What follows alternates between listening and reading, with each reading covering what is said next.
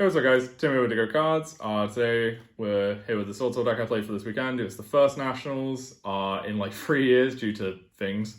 But yeah, like I said, I played Swordsoul. I don't know if I said that, but I have now.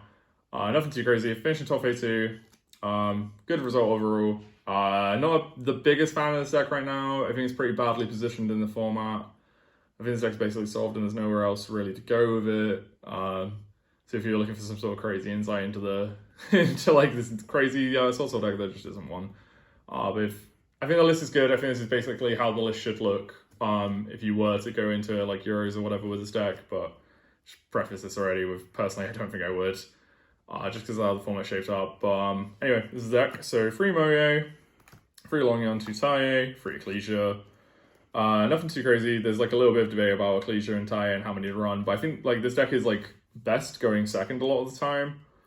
So I kind of just wanted to lean into that and play like the maximum amount of Ecclesia because it's basically just Cyber Dragon and Taie with like the backseat lines is really insane. The thing like that you wouldn't want to play these for is like when you go first, you have a lot of normal summons, like it's 8, which is a little bit higher than you normally want to do. Normally it wants to be about 6 or so. But like if you happen to draw multiple Taies or like multiple normal summons, it's not like the worst thing ever. Like going first, like you kind of just have to like accept that if you want to have like a more like clean deck, and that's kind of what I wanted to do for this event.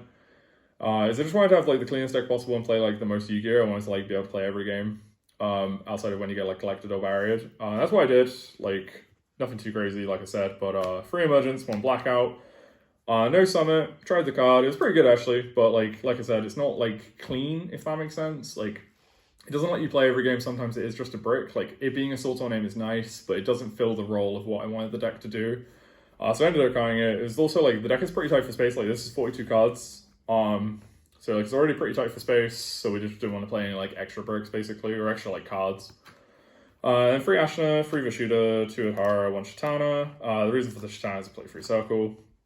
So this is like the only real debate in the deck is whether or not you play Circle or Vessel, or Circle and Vessel. And there actually, I don't think is a correct answer. It kind of depends. Like Circle is like a lot better in second, which is why I chose to play it, because I have a horrible thing with dice rolls. I just can't win them to save my life.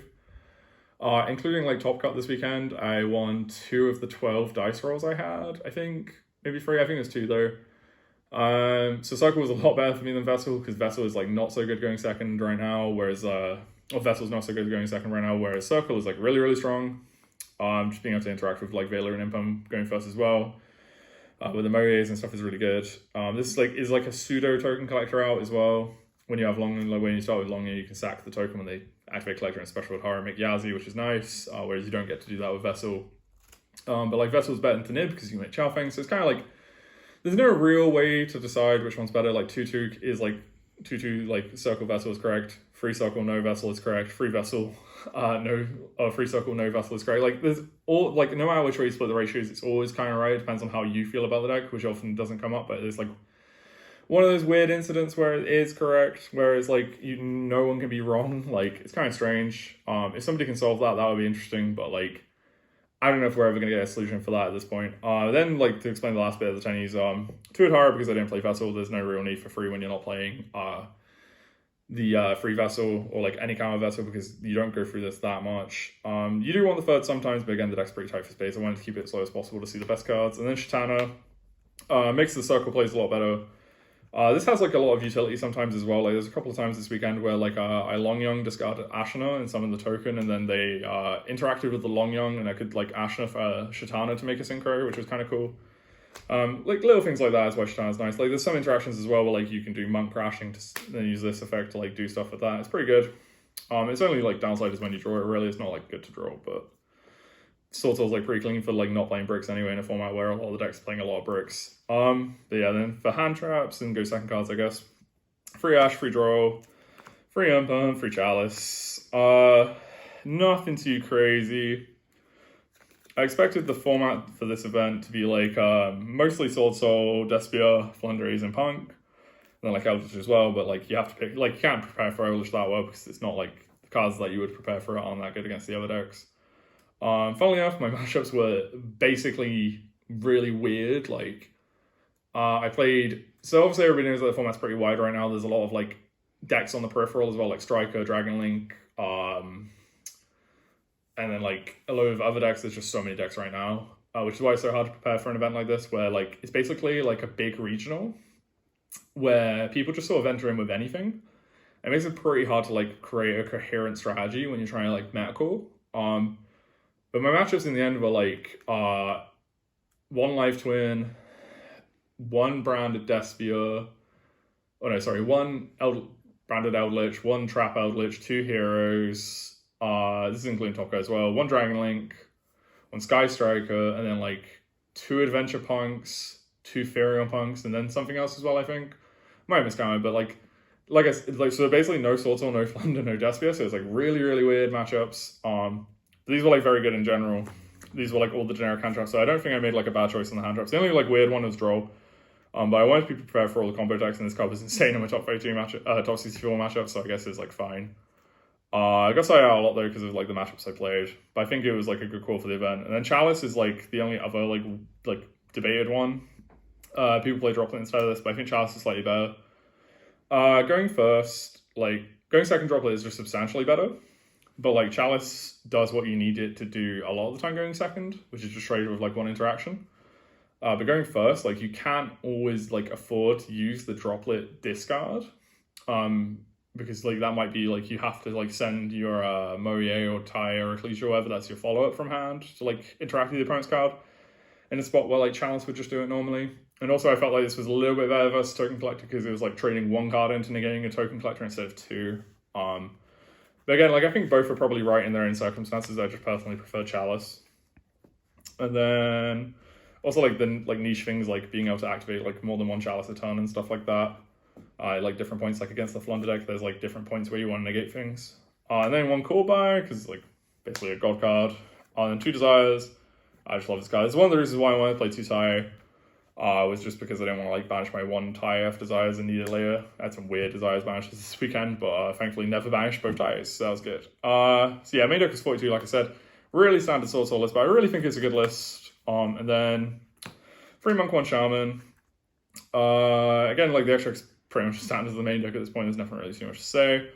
1 Floor, 1 Long Yang, 1 Cheng Yang, 2 Chi Zhao, 2 Baxia, 1 Draco Berserker, 1 Yazi, 1 Chaofeng. Then 1 Dragite. This is like either this or Psychic End Punisher.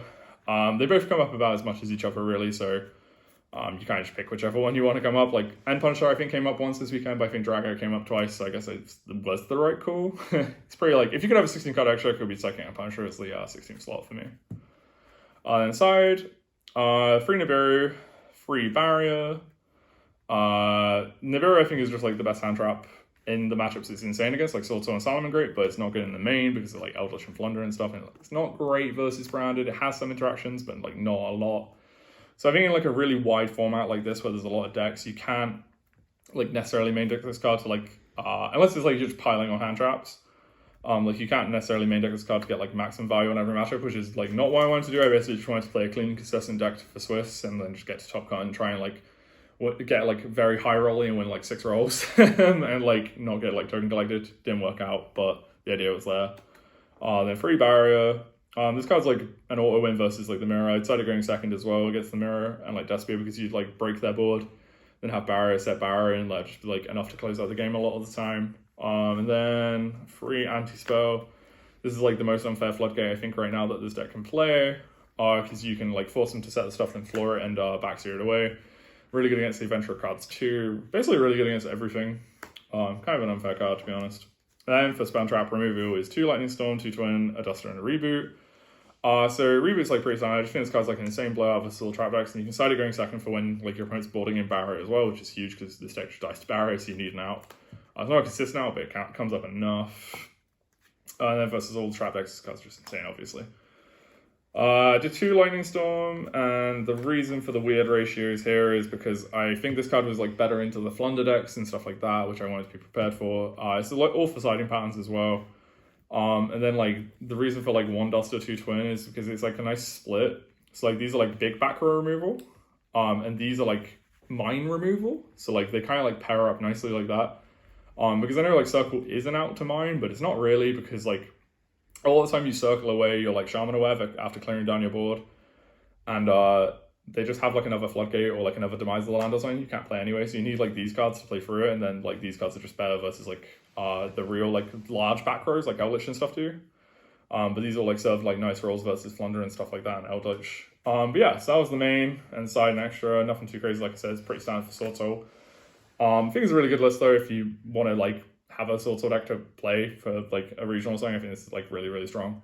But yeah, insane weekend. Shout outs, there's a lot. Shout out to like, I'll just do like quick ones. Shout out to Quiche, Chinwagging, and Waff. Waff is like super helpful with building the deck, like helped me decide on to do Circle last minute, like good Fury and stuff in there.